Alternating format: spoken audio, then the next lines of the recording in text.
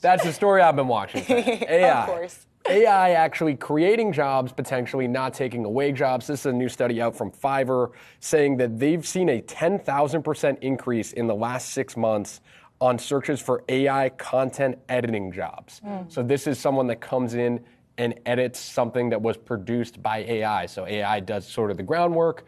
Then this person comes in and edits essentially what the computer did. Interesting to see that a Fiverr representative had told one of the news outlets that the job typically pays at about $100 to $125 per project, starting there.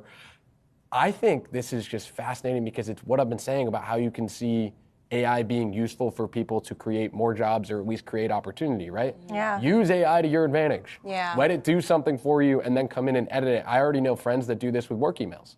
100%. You can use AI to basically write a communication for you, then go back in and edit it, but it can cut down time on doing things if you use it to your advantage. Yeah, and the gig economy aspect of all this as well. I mean, this is a great side gig. I'm like, should I be an editor?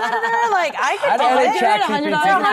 $125. Like, I'm sure it doesn't take that long, depending on what the projects are. Right. But yeah, it's very interesting to see how, there's all this doom and gloom surrounding AI, and I do think there are opportunities out there to really leverage it. Yeah, and as you were saying, employees we saw Walmart internally, they're beginning to use AI in internal memos.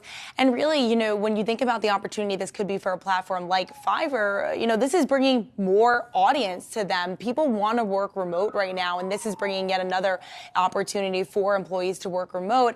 And I think that, what we're seeing here is definitely a change in scope of how people think about freelance opportunities. This is something that maybe definitely wasn't around a few years ago, but different experts that I speak to, they just said that this presents so many different opportunities. AI does, not only are we seeing now with freelance, but we're also seeing a real estate boom in San Francisco, AI companies looking into their employee in person. So I think that AI has multiple different facets that we have yet to be seen, and we're just on the crux of that.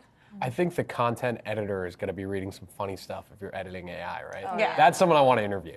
Like, how bad is it? That's a great story. How bad is it sometimes, like, what it writes originally when you're reading through? There's got to be some funny stuff in there. But even now we hear more like college students, college essays, and just the apparentness or rather awareness that you can tell if it's AI. And so what does this layer then add to it? When you add a personal touch to it, when you actually have a person behind the screen sort of interrupting with AI and going from there, I think that it's, once again, yet to be seen, the true effects of this.